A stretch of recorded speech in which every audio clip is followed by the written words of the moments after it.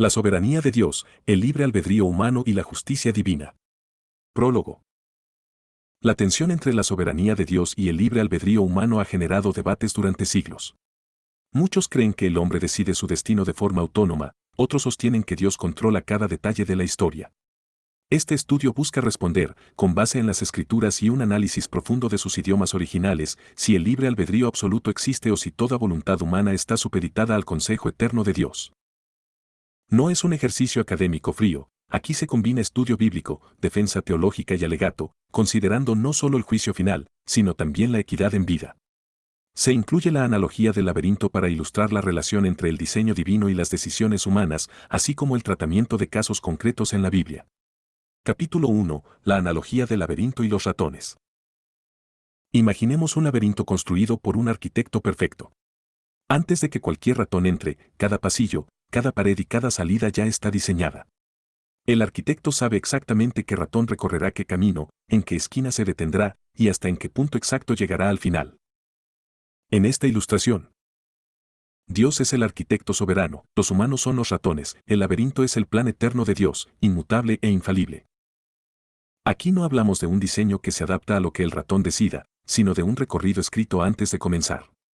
Las decisiones que el ratón siente como suyas son, en realidad, parte de un guión ya determinado.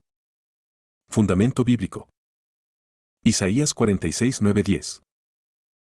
Acordaos de las cosas pasadas desde los tiempos antiguos, porque yo soy Dios, y no hay otro Dios, y nada hay semejante a mí, que anuncio lo por venir desde el principio, y desde la antigüedad lo que aún no era hecho, que digo, mi consejo permanecerá, y haré todo lo que quiero. Este pasaje no solo dice que Dios sabe lo que va a pasar, sino que Él mismo lo anuncia y lo hace. No existe evento que ocurra fuera de su consejo. Efesios 1:11. En él asimismo tuvimos herencia, habiendo sido predestinados conforme al propósito del que hace todas las cosas según el designio de su voluntad. Aquí el apóstol Pablo afirma que todas las cosas, no algunas, se hacen conforme a un propósito divino predeterminado. Ejemplos de ratones en el laberinto bíblico. Faraón, Éxodo 9:16. Y a la verdad yo te he puesto para mostrar en ti mi poder, y para que mi nombre sea anunciado en toda la tierra. Su orgullo y resistencia no fueron un accidente, sino parte del propósito divino para exhibir su poder. Judas Iscariote, Juan 17:12. Ninguno de ellos se perdió, sino el hijo de perdición, para que la escritura se cumpliese. Su traición estaba escrita siglos antes, Salmo 41:9, y era necesaria para que se cumpliera el plan de redención. Jacob y Esaú, Romanos 9:11-13. Para que el propósito de Dios conforme a la elección permaneciese, no por las obras sino por el que llama, se le dijo, el mayor servirá al menor. Como está escrito, a Jacob amé, mas a Esaú aborrecí. La elección fue hecha antes de que nacieran, sin depender de acciones futuras. Adán y Eva, la caída no sorprendió a Dios. La cruz de Cristo estaba prevista desde antes de la fundación del mundo, Apocalipsis 13:8, lo que implica que el pecado original formaba parte del plan desde el inicio. Conclusión del capítulo.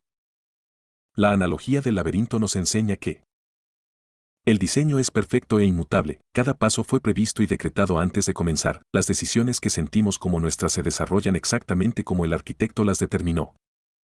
Esto significa que, aunque el ratón se mueva libremente dentro de su experiencia, nunca podrá cambiar el plano que ya está escrito. Tal como dice Eclesiastés 3:14. He entendido que todo lo que Dios hace será perpetuo, sobre aquello no se añadirá, ni de ello se disminuirá, y lo hace Dios, para que delante de él teman los hombres. Capítulo 2. Fundamentos bíblicos de la soberanía y la predestinación divina. La soberanía de Dios no se limita a ver el futuro o a predecir lo que sucederá, la Escritura enseña que Él determina de antemano cada evento, cada vida y cada desenlace. Esto es lo que la Biblia llama predestinación, el acto por el cual Dios establece de forma irrevocable el curso de todas las cosas antes de que sucedan. Daniel 4:35. Todos los habitantes de la tierra son considerados como nada, y Él hace según su voluntad en el ejército del cielo y en los habitantes de la tierra, y no hay quien detenga su mano, ni le diga, ¿qué haces? Aquí, Nabucodonosor reconoce que ningún ser humano puede alterar o impedir la voluntad de Dios. No hay resistencia posible. Si Dios hace según su voluntad tanto en el cielo como en la tierra, significa que todo lo que ocurre ya estaba decidido por Él y que su ejecución es inevitable. Isaías 46:9-10. Yo soy Dios, y no hay otro Dios, y nada hay semejante a mí, que anuncio lo por venir desde el principio, y desde la antigüedad lo que aún no era hecho, que digo, mi consejo permanecerá, y haré todo lo que quiero. Este texto no habla de un Dios que observa el futuro, sino de un Dios que lo anuncia porque ya lo ha determinado. La palabra hebrea esa, consejo, describe un plan firme que se ejecuta sin fallar. El énfasis recae en la frase haré todo lo que quiero, lo que implica que nada queda al azar ni a la improvisación humana. Efesios 1:11. En él asimismo tuvimos herencia, habiendo sido predestinados conforme al propósito del que hace todas las cosas según el designio de su voluntad. Este pasaje es el más directo. Pablo usa el verbo griego proris, que significa decidir de antemano, fijar un destino antes de tiempo. Además, no se limita a la salvación de las personas, sino que afirma que Dios hace todas las cosas, panta en griego, conforme a su voluntad. Esto incluye circunstancias, eventos históricos, bendiciones, calamidades, nacimientos y muertes. Análisis de términos clave.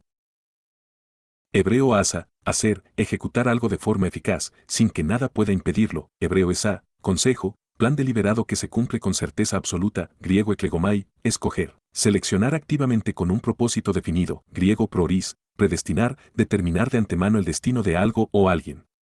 Conclusión del capítulo. Estos pasajes muestran que la soberanía de Dios es determinante, no reactiva. Todo está escrito antes de ocurrir, y lo que se ejecuta en el tiempo es la manifestación de un plan eterno. Esto incluye tanto a reyes como a personas comunes, tanto eventos grandiosos como decisiones cotidianas. Como dijo el sabio en Eclesiastés 3:14. He entendido que todo lo que Dios hace será perpetuo, sobre aquello no se añadirá, ni de ello se disminuirá, y lo hace Dios, para que delante de él teman los hombres. Capítulo 3. Elección antes de la creación. La Biblia enseña que la elección divina no es una reacción a lo que el ser humano hará, sino un acto soberano que ocurre antes de la existencia humana, incluso antes de la creación misma. Esto significa que Dios determina de antemano quiénes serán suyos y cuál será su propósito para cada persona. Efesios 1:4-5.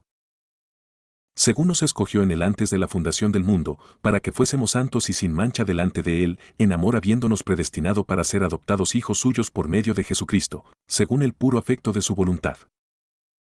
Aquí, Pablo deja claro que la elección ocurrió antes de la fundación del mundo, es decir, antes de que el tiempo y la historia comenzaran. El verbo griego eklegomai, escoger, implica una selección activa y personal. Esta elección no responde a lo que la persona hará, sino que es causa de lo que la persona será. La frase según el puro afecto de su voluntad confirma que el motivo de esta elección no está en el mérito humano, sino en el deseo soberano de Dios. Romanos 9:11-13. Pues no habían aún nacido, ni habían hecho aún ni bien ni mal, para que el propósito de Dios conforme a la elección permaneciese, no por las obras sino por el que llama, se le dijo, el mayor servirá al menor. Como está escrito, a Jacob amé, mas a Esaú aborrecí. Pablo usa el ejemplo de Jacob y Esaú para mostrar que la elección de Dios no depende de actos humanos futuros. El orden y el destino de ambos hermanos fueron fijados antes de su nacimiento. La preferencia divina no se basó en lo que ellos harían, sino en el propósito de Dios conforme a la elección. Implicaciones de la elección previa a la creación. 1. El libre albedrío no es la base de la elección. El ser humano no se presenta ante Dios con méritos o decisiones previas que lo hagan escogible. La elección es anterior a cualquier posibilidad de acción humana. 2. La voluntad humana está contenida en el plan eterno. Lo que la persona decidirá en su vida ya está contemplado en el decreto de Dios. El libre albedrío, en el sentido absoluto, no existe, lo que sí existe es una voluntad subordinada que actúa conforme al guión establecido. 3. La elección es irreversible.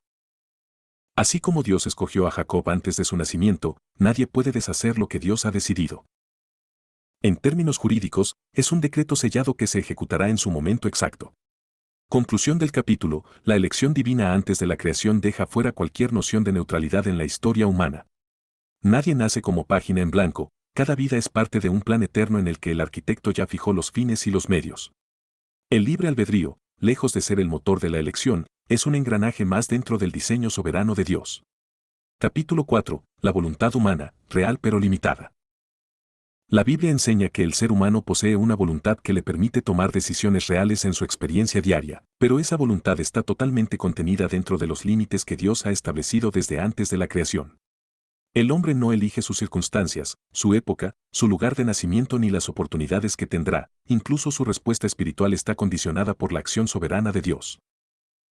En la analogía del laberinto, el ratón siente que escoge hacia dónde ir, pero cada pasillo, giro y callejón fue diseñado por el arquitecto. El ratón nunca puede crear un camino nuevo, solo transita dentro de las rutas que ya existen. Jeremías 10:23. Conozco, oh Jehová, que el hombre no es señor de su camino, ni del hombre que camina es el ordenar sus pasos. Este pasaje niega de forma directa la autonomía humana.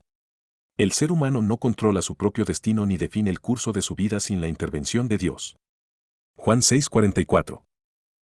Ninguno puede venir a mí, si el Padre que me envió no le trajere, y yo le resucitaré en el día postrero. Aquí Jesús elimina toda noción de iniciativa espiritual autónoma, nadie se acerca a él por voluntad propia, la atracción divina es condición necesaria e irrenunciable para que alguien crea. El verbo griego elk, atraer, implica fuerza irresistible, como arrastrar una red cargada de peces hacia la orilla. Esta imagen conecta con la parábola de la red, Mateo 13:47-50.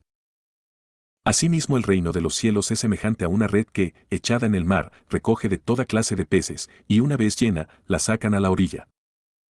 En esta parábola, la red no pregunta a los peces si quieren entrar, simplemente los envuelve y los arrastra sin que ellos puedan escapar.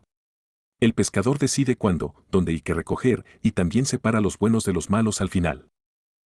Aplicado al llamado de Dios. La red es la acción soberana de Dios atrayendo a los que le pertenecen, los peces son las personas, que no deciden el momento ni la forma en que serán alcanzadas, la orilla es el cumplimiento final del propósito divino, ya sea salvación o juicio. De esta manera, Elk no describe una invitación débil que puede ser rechazada, sino un acto eficaz del Padre que garantiza que quien es llamado llegará hasta el final del plan trazado. Romanos 3:10-12. Como está escrito, no hay justo, ni aun uno, no hay quien entienda, no hay quien busque a Dios. Todos se desviaron, a una se hicieron inútiles, no hay quien haga lo bueno, no hay ni siquiera uno. Pablo describe aquí la incapacidad espiritual total del hombre caído. Nadie busca a Dios de forma genuina por iniciativa propia, si alguien lo hace, es porque Dios ya obró primero en su corazón. Implicaciones en la analogía del laberinto. El ratón cree que sus decisiones son libres, pero cada una fue prevista e incluida en el diseño, incluso la decisión de buscar al arquitecto no nace del ratón, sino de un impulso que el arquitecto mismo coloca en él. No hay rutas improvisadas, todo movimiento está dentro del plano original. Conclusión del capítulo, la voluntad humana es real en el sentido de que el hombre actúa según sus propios deseos, pero esos deseos y acciones están limitados, condicionados y, en última instancia, determinados por el plan eterno de Dios. La autonomía absoluta es una ilusión, lo único real es una libertad relativa dentro de un marco inmutable. Capítulo 5. Casos bíblicos dentro del laberinto. La analogía del laberinto nos ayuda a entender cómo Dios dirige la historia y a las personas dentro de ella. Los siguientes ejemplos bíblicos muestran que, aunque las decisiones humanas fueron reales, los eventos estaban predeterminados para cumplir un propósito divino inalterable. 1. Faraón, orgullo endurecido para mostrar poder. Éxodo 9:12. Pero Jehová endureció el corazón de Faraón, y no los oyó, como Jehová lo había dicho a Moisés. Romanos 9:17-18. Porque la Escritura dice a Faraón, para esto mismo te he levantado, para mostrar en ti mi poder, y para que mi nombre sea anunciado por toda la tierra. De manera que de quien quiere, tiene misericordia, y al que quiere endurecer, endurece. El verbo hebreo asku, endurecer, significa afianzar o fortalecer una inclinación ya existente. Dios no tuvo que implantar orgullo en Faraón, simplemente confirmó y potenció lo que ya estaba en su corazón para que no cambiara de rumbo. Su obstinación no fue un accidente, sino parte de un plan para mostrar el poder de Dios a través de las plagas y del éxodo de Israel. En términos del laberinto, Faraón siguió su camino convencido de que actuaba por voluntad propia, pero cada giro que tomaba lo acercaba exactamente al desenlace que el arquitecto había previsto desde el principio. 2. Nabucodonosor, humillación para reconocer la soberanía. Daniel 4:30-35. ¿No es esta la gran Babilonia que yo edifiqué para casa real con la fuerza de mi poder y para gloria de mi majestad? Aún estaba la palabra en la boca del rey, cuando vino una voz del cielo. De ti es quitado el reino. Y al fin del tiempo yo Nabucodonosor alcé mis ojos al cielo, y mi razón me fue devuelta, y engrandecí y glorifiqué al que vive para siempre, todos los habitantes de la tierra son considerados como nada, y él hace según su voluntad. Nabucodonosor creyó que su éxito era fruto de su propia habilidad. Dios lo despojó de su poder y lo llevó a un estado animal para enseñarle que todo poder es delegado y que Él es quien lo da y lo quita. En el laberinto, Nabucodonosor tomó rutas de autoexaltación, pero esas rutas ya estaban diseñadas para llevarlo a un punto exacto, reconocer públicamente la supremacía del arquitecto. 3. Judas Iscariote, traición predicha y necesaria para la redención. Juan 17:12. Ninguno de ellos se perdió, sino el hijo de perdición, para que la escritura se cumpliese. Salmo 41:9. Aún el hombre de mi paz, en quien yo confiaba, el que de mi pan comía, alzó contra mí el calcañar. Hechos 1:16. Varones hermanos, era necesario que se cumpliese la escritura en que el Espíritu Santo habló antes por boca de David acerca de Judas. La traición de Judas no fue un accidente histórico, sino parte del plan eterno para llevar a Jesús a la cruz. Su papel estaba anunciado siglos antes y, sin embargo, actuó con plena conciencia de su decisión. En el laberinto, Judas recorrió un camino de avaricia y desilusión, pero ese camino ya era el trazado que lo llevaría, de forma irremediable, a entregar al Mesías. Su libertad fue real en su experiencia, pero su destino estaba sellado en el plano del arquitecto. Conclusión del capítulo. Estos 3 casos demuestran que Dios puede afirmar un corazón para que permanezca en una dirección determinada, Faraón, puede humillar para revelar su soberanía, Nabucodonosor, puede orquestar traiciones para cumplir la redención, Judas. En todos los casos, los personajes actuaron según su propia inclinación, pero sin salirse jamás del guión divino. El laberinto no deja rutas improvisadas, cada paso ya estaba trazado antes de que ellos nacieran. Capítulo 6. La soberanía y el dolor humano. Una de las mayores objeciones contra la soberanía absoluta de Dios es el problema del dolor y el sufrimiento. Si Dios determina todas las cosas, ¿significa que también decide las tragedias, las pérdidas y las injusticias que sufrimos?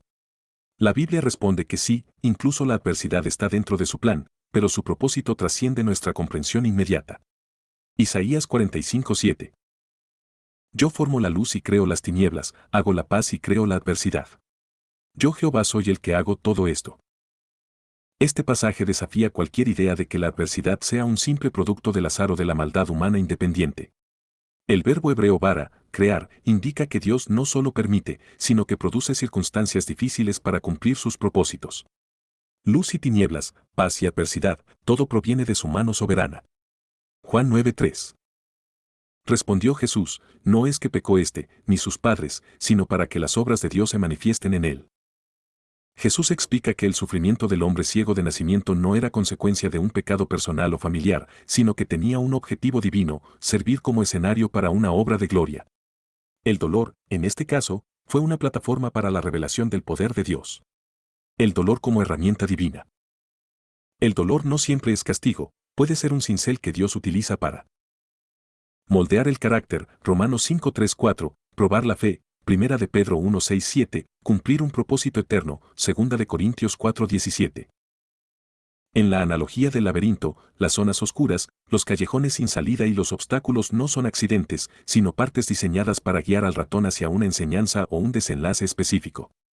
Conclusión del capítulo, la soberanía de Dios abarca tanto la alegría como la tristeza, tanto la luz como la oscuridad. Lo que para nosotros es caos, en el plano divino es estrategia. El dolor humano, lejos de ser una falla en el sistema, es un componente intencional del diseño del arquitecto para revelar su gloria y cumplir su consejo eterno. Capítulo 7. Objeciones y respuestas. En la discusión sobre la soberanía absoluta de Dios y la predestinación, surgen objeciones recurrentes que parecen chocar con la idea de justicia y responsabilidad humana. Este capítulo aborda esas objeciones, exponiendo las respuestas bíblicas y la lógica que las sostiene. Objeción 1. Entonces somos robots. Argumento: si todo está predestinado, el ser humano no es más que una máquina programada, sin capacidad real de decisión. Respuesta bíblica. La Escritura enseña que nuestras decisiones son reales y significativas, pero siempre dentro del marco del plan eterno de Dios, Hechos 17:26-28. Somos responsables de nuestras elecciones, aunque éstas estén previstas en el decreto divino. Analogía del laberinto.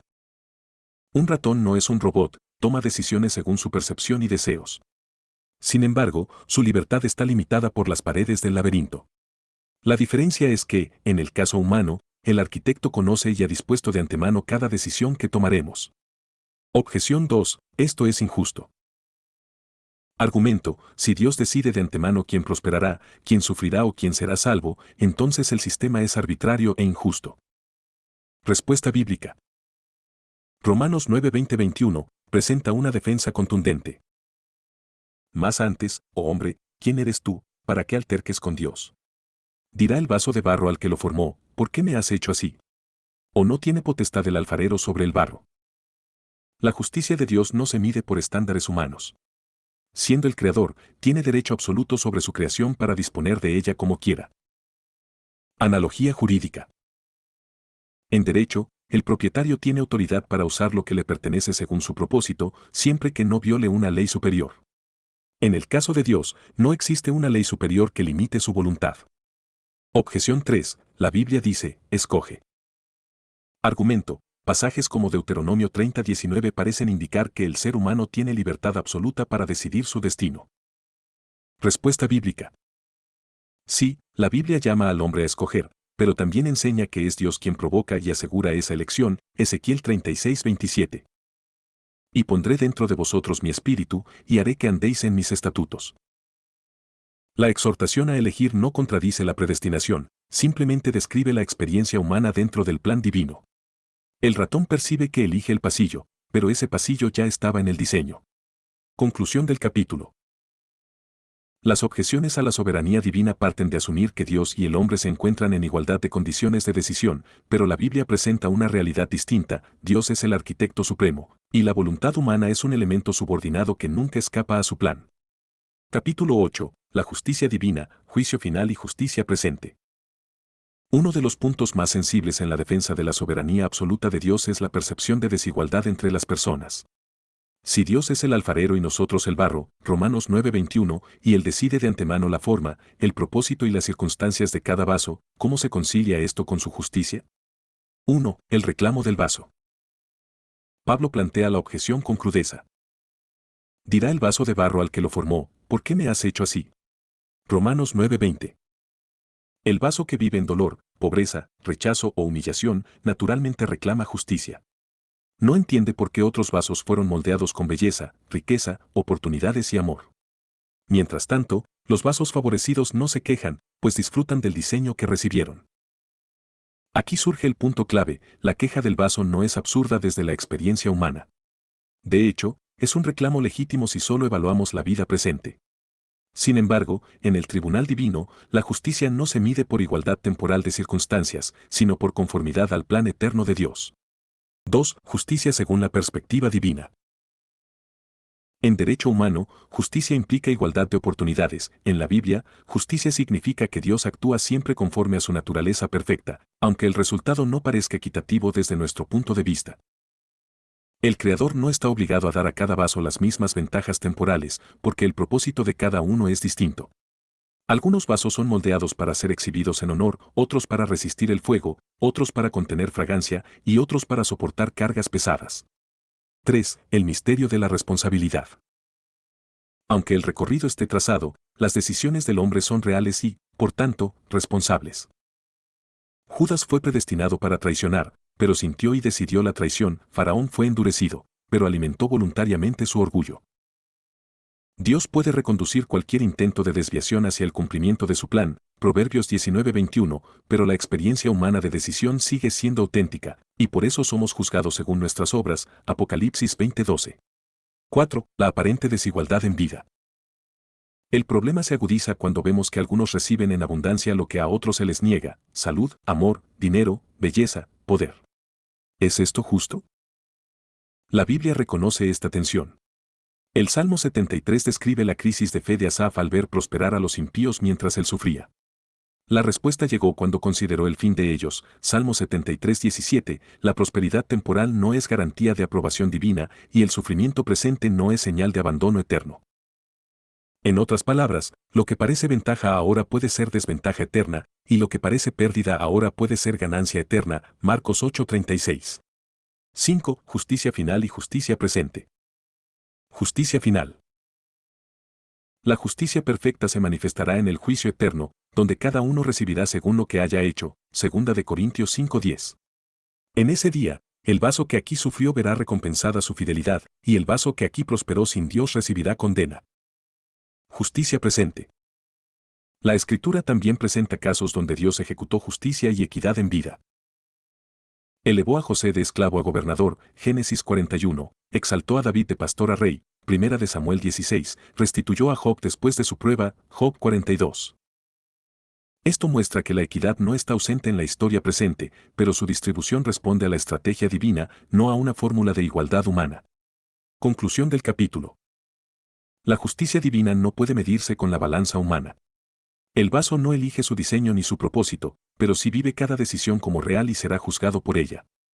Aunque la justicia plena se revelará en el juicio final, la Escritura da base para reclamar y esperar manifestaciones de justicia en la vida presente, confiando en que el alfarero no actúa al azar, sino con un plan perfecto que trasciende nuestra visión limitada. Capítulo 9. Implicaciones prácticas. Si la soberanía de Dios es absoluta y la voluntad humana está subordinada a su plan eterno, esta verdad no debería llevarnos a la apatía o al fatalismo, sino a una vida marcada por humildad, compromiso, acompañamiento y confianza. 1. Humildad teológica. Hay que reconocer que Dios es el arquitecto del laberinto y que cada paso nuestro ocurre dentro de sus diseños debe eliminarnos todo orgullo. El que prospera no debe atribuirse el mérito, sino reconocer que fue Dios quien le concedió esa ruta, Deuteronomio 8:18. El que sufre no debe considerarse olvidado, sino entender que su camino también fue trazado con un propósito, aunque aún no lo comprenda, Romanos 8:28. 2. Compromiso con la justicia social. Saber que Dios controla todo no es excusa para la indiferencia. La Escritura ordena buscar el bien del prójimo, Miqueas 6:8. Ayudar al que sufre es cooperar con la providencia de Dios como instrumento de su misericordia, defender al oprimido y al vulnerable refleja el carácter del Rey justo al que servimos, Proverbios 31:8-9. 3. Acompañamiento pastoral y comunitario. La doctrina de la soberanía divina debe aplicarse con compasión. Decir a un afligido todo es parte del plan sin empatía es distorsionar la verdad. Jesús lloró con los que lloraban, Juan 11:35, Pablo instruyó a llorar con los que lloran, Romanos 12:15. En el laberinto, algunos ratones cargan con más obstáculos que otros, acompañarlos y sostenerlos es parte del llamado cristiano. 4. Confianza activa en Dios. Saber que nada escapa al control de Dios debe infundir paz y acción. Paz, porque incluso el dolor tiene un propósito y está bajo su mano. Acción, porque nuestras decisiones, aunque limitadas, son los medios que Dios usa para cumplir su plan. Como el pescador que echa la red sabiendo que el maestro ya ha dispuesto la pesca, Lucas 5:4-6, actuamos confiados en que los resultados están garantizados por su decreto. Conclusión del capítulo. Aceptar la soberanía absoluta de Dios no significa cruzarse de brazos, sino caminar con humildad, servir con justicia, consolar con compasión y vivir con confianza. En el laberinto, no controlamos el diseño, pero sí cómo recorremos cada tramo. Y aunque el final ya está escrito, la manera en que llegamos a él es el campo donde nuestra fe y obediencia son puestas a prueba. Epílogo, el guión eterno y la perspectiva final. Imaginemos por un momento que toda la historia humana, cada nacimiento, cada acto, cada palabra y cada suspiro, es una película cuyo guión fue escrito antes de que existiera el mundo. Nosotros entramos a escena en medio de la trama, sin conocer el libreto completo, pero convencidos de que nuestras improvisaciones son determinantes para el final. El autor, sin embargo, ya conoce cada giro de la historia porque él mismo la concibió. Más aún, la diseñó con un propósito inquebrantable, donde cada escena, incluso las más oscuras, tienen un papel indispensable para el desenlace glorioso que él ha decidido. 1. Lo que vemos desde dentro del laberinto. Desde nuestra perspectiva limitada, parece que tomamos decisiones autónomas, que nuestro destino está abierto y que el rumbo puede cambiar drásticamente según nuestras elecciones. Pero como ratones en el laberinto del arquitecto, solo exploramos rutas que ya fueron trazadas. Algunos encuentran pasillos iluminados y abundantes, otros atraviesan corredores oscuros y angostos, pero todos, sin excepción, caminan por un diseño preestablecido. 2. Lo que el autor ve desde arriba. El autor ve la totalidad de la obra, el principio, el desarrollo y el final. Él sabe por qué ciertos personajes reciben más recursos, más belleza o más éxito, y por qué otros parecen nacer con peso y dolor. Para él, la aparente desigualdad en la escena es parte de una justicia mayor que solo se comprenderá cuando se vea toda la película. 3. El juicio final, el desenlace real. En el momento presente, el vaso que sufre podría levantar una legítima queja. Si tú me diseñaste así, ¿cómo puedes pedirme cuentas? Pero el juicio de Dios no se basará únicamente en las circunstancias recibidas, sino en lo que cada uno hizo dentro de esas circunstancias. El rico será juzgado por su uso de la riqueza, el pobre, por su fidelidad en la escasez. El que tuvo belleza y poder será evaluado por cómo los administró, el que vivió rechazado será recompensado por su perseverancia en medio de la prueba. 4. Advertencia contra el fatalismo. La predestinación no es una licencia para la apatía ni una excusa para el pecado. Judas cumplió una profecía, pero fue llamado hijo de perdición, Juan 17:12, y enfrentó condena. Faraón fue instrumento para mostrar el poder de Dios, pero cargó con la culpa de su orgullo. En el guión eterno, los actores son responsables de sus interpretaciones, aunque el final ya esté escrito. 5. La perspectiva eterna. El día que el autor quite el velo y nos muestre la obra completa, entenderemos por qué permitió cada obstáculo, cada pérdida y cada aparente injusticia. Entonces sabremos que la soberanía absoluta de Dios nunca estuvo en conflicto con su justicia, sino que era el marco necesario para que su gloria se manifestara plenamente. Ese día, el vaso que hoy clama ¿por qué me has hecho así?, no se sentirá menospreciado, sino honrado por haber sido parte de un diseño que, aunque incomprensible en su momento, fue perfecto en su conjunto. Frase final. La soberanía de Dios es el guión eterno que ninguna criatura puede alterar, y la voluntad humana es el papel que cada uno interpreta dentro de ese guión. El laberinto no es una prisión, sino el escenario donde la gloria del arquitecto se revela paso a paso, hasta que, al final, todos los caminos muestren que él hizo todo bien.